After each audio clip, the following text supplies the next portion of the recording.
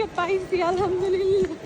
এই মুহূর্তে আমি এত ভয় পেয়ে আছি কারণ সুশ্রী প্লেনের পিছনের দরজা দিয়ে বের হয়েছে, and আমি সামনের দরজা দিয়ে। ওকে আমি হারাই ফেলছি, ওর কাছে ইন্ডিয়ান সিম নাই, ও হিন্দি পারে না।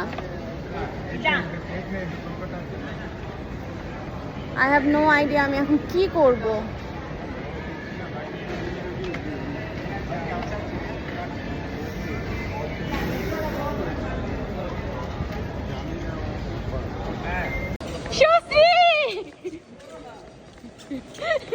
আমি সুশ্রীকে পাইছি আলহামদুলিল্লাহ।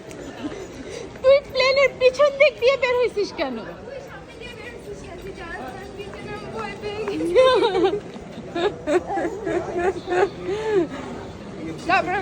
আমি ব্যাগ রেখে দৌড় দিচ্ছি। অনেকক্ষণ আমি দাঁড়ায় ছিলাম, আমি ভাবতেছি আল্লাহ তো হিন্দিও পারে না।